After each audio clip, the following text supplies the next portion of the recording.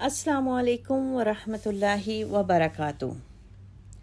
حضرت ام رومان رضی اللہ تعالی عنہا 9 ہجری میں رحمت دو عالم صلی اللہ علیہ وسلم کو ایک دن ایک ایسی خاتون کی وفات کی خبر ملی جو شمع رسالت پر پروانہ وار فدا تھیں۔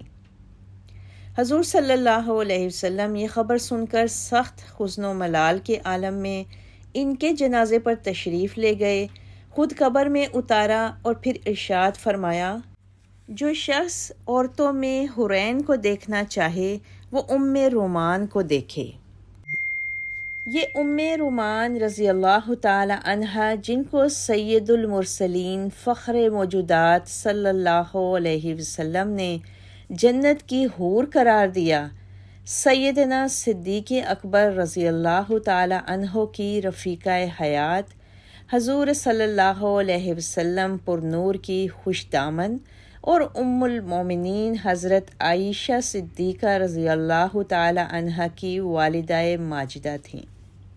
حضرت ام رومان رضی اللہ تعالی عنہا کا شمار بڑی جلیل القدر صحابیات میں ہوتا ہے۔ ان کا تعلق قبیلہ کنانہ کے خاندان فراز سے تھا۔ حضرت ام رومان کا پہلا نکاح زمانہ جاہلیت میں عبداللہ بن حارث بن سنجرہ سے ہوا اور انہی کے ساتھ مکہ آ کر سکونت پذیر ہوئیں۔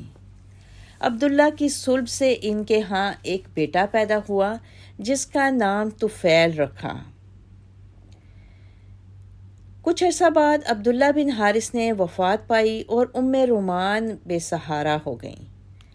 چونکہ عبداللہ اپنی زندگی میں حضرت ابوبکر صدیق کے حلیف بن چکے تھے، اس لیے ان کے انتقال کے چند ماہ بعد حضرت ابوبکر صدیق رضی اللہ تعالی عنہ نے ام رومان سے خود نکاح کر لیا۔ صدیق اکبر رضی اللہ تعالی عنہ کی صلب سے ام رومان کے ہاں حضرت عائشہ صدیقہ اور حضرت عبد الرحمن بن ابی بکر پیدا ہوئے، جو تاریخ اسلام کی نہایت درخشاں ہستیاں ہیں۔ بعثت کے بعد سرور کائنات صلی اللہ علیہ وسلم نے دعوت حق کا آغاز فرمایا تو حضرت ابوبکر صدیق ان 4 عظیم المرتبت ہستیوں میں سے ایک تھے جنہوں نے سب سے پہلے لوائے توحید کو تھاما، یعنی ام المومنین حضرت خدیجہ رضی اللہ تعالی عنہا، حضرت علی کرم اللہ وجہہ، حضرت ابوبکر صدیق اور حضرت زید بن حارثہ۔ حضرت ام رومان کو حضرت ابوبکر صدیق کے اسلام کا حال معلوم ہوا تو انہوں نے بھی بلا تعمل ان کی تقلید کی اور یوں سابقون الاولون کی مقدس جماعت میں شامل ہو گئیں۔ سفر ہجرت میں صدیق اکبر رضی اللہ تعالی عنہ کو رحمت عالم صلی اللہ علیہ وسلم کی رفاقت کا عظیم الشان شرف حاصل ہوا۔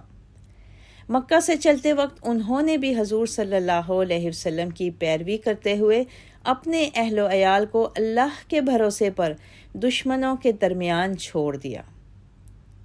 جب مدینہ پہنچ کر کچھ اطمینان ہوا تو سرور عالم صلی اللہ علیہ وسلم نے حضرت زید بن حارثہ کو اپنے اہل و عیال لانے کے لیے مکہ بھیجا۔ حضرت ابوبکر صدیق نے بھی ان کے ہمراہ عبداللہ عریقت کو اپنے صاحبزادے عبداللہ کے نام خط دے کر بھیجا کہ وہ بھی ام رومان، اسماء اور عائشہ رضی اللہ تعالی عنہما کو اپنے ہمراہ مدینہ منورہ لے آئیں۔ چنانچہ ام رومان حضرت اسماء اور حضرت عائشہ صدیقہ حضرت عبداللہ بن ابی بکر کے ہمراہ مکہ معظمہ سے روانہ ہوئیں۔ حضرت عائشہ صدیقہ سے روایت ہے کہ سفر ہجرت میں جب ہم لوگ بیدا کے مقام پر پہنچے تو میرا اونٹ بدک گیا۔ میں اور میری والدہ ام رومان اس کے ہووج میں بیٹھے ہوئے تھے۔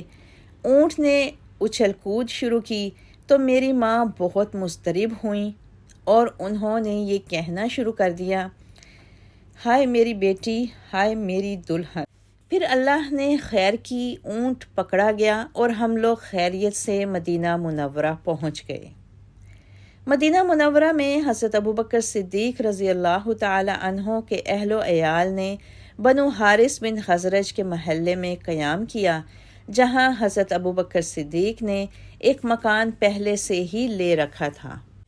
6 ہجری میں افق کا افسوسناک واقعہ پیش آیا، جس میں حضرت عائشہ صدیقہ رضی اللہ تعالی عنہا پر منافقین مدینہ کی سازش سے ناپاک تہمت لگائی گئی۔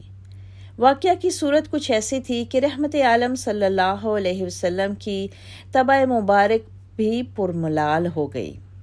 حضرت عائشہ صدیقہ کے لیے اپنے آقا کا ملال قیامت سے کم نہ تھا۔ دکھی بیٹی کی واحد پناہگاہ دامن مادر ہی ہوتی ہے۔ حضور صلی اللہ علیہ وسلم سے اجازت لے کر گرتی پڑتی اپنے والدین کے گھر پہنچی۔ یہ ایک 2 منزلہ مکان تھا۔ حضرت ابوبکر صدیق اوپر کی منزل میں تھے اور حضرت ام رومان نچلی منزل میں بیٹھی تھیں۔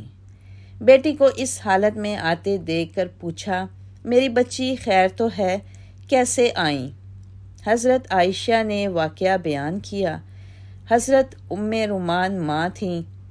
دکھ تو انہیں بھی بہت ہوا، لیکن حضرت عائشہ کا دل رکھنے کو کہا، بیٹی گھبراؤ نہیں، جو عورت اپنے شوہر کو زیادہ محبوب ہوتی ہے، اسے شوہر کی نظروں سے گرانے کے لیے ایسی باتیں بنائی جاتی ہیں۔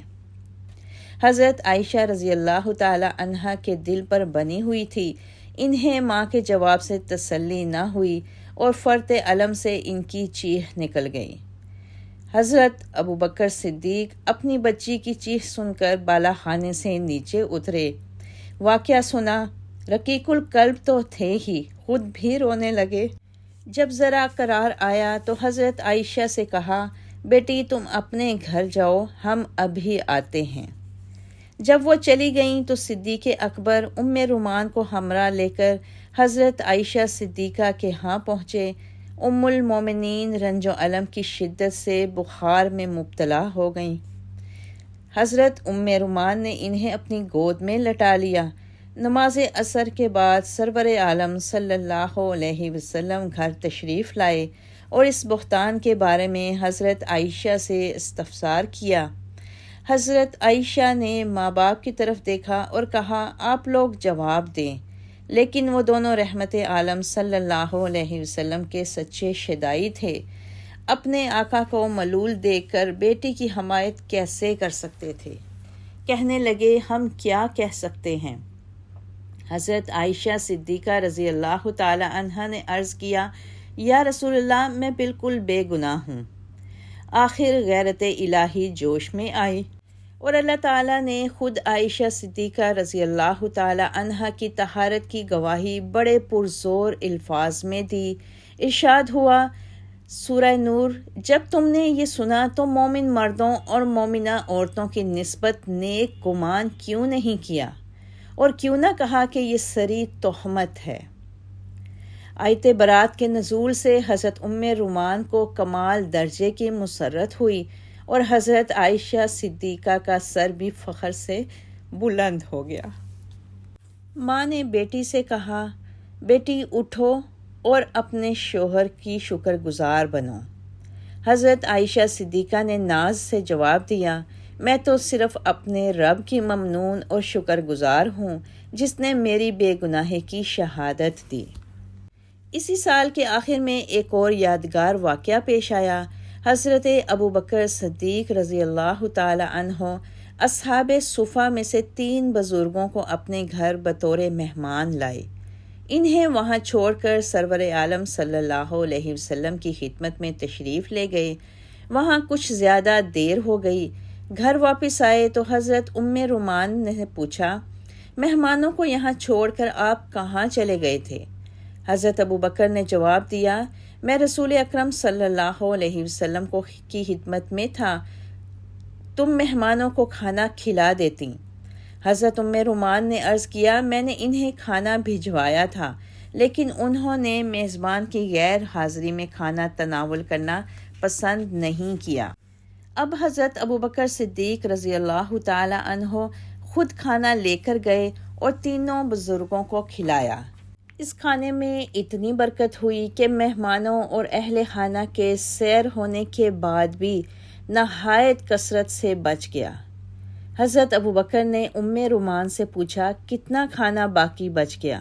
انہوں نے کہا 3 گنا سے بھی زیادہ۔ صدیق اکبر نے یہ سارا کھانا اٹھا کر سرور کونین صلی اللہ علیہ وسلم کی خدمت میں بھجوا دیا۔ حضرت رومان رضی اللہ تعالی عنہا ایک نہایت نیک خاتون تھیں۔ ان کے سال وفات کے بارے میں مورخین میں سخت اختلاف ہے۔ امام بخاری نے تاریخ صغیر میں حضرت رومان کا نام ان لوگوں میں لکھا ہے جنہوں نے حضرت ابوبکر صدیق کے عہد خلافت میں وفات پائی۔ اللہ تعالیٰ آپ سے راضی ہو، رضی اللہ تعالی عنہا۔ پردے میں رہنا ہی میری حیا کی قوت ہے، پردے میں رہنا ہی میرے حسن کی زینت ہے، میرے دل کی حفاظت پردہ ہے، میرے قلب کی راحت پردہ ہے، فتنوں سے برات پردہ ہے، قرآن کی ہدایت پردہ ہے، جنت کی خود کو حوروں کی، جنت کی خود کو حوروں کی میں ملکہ کرتی ہوں، مسلم قوم کی بیٹی ہوں میں، پردہ کرتی ہوں۔ اللہ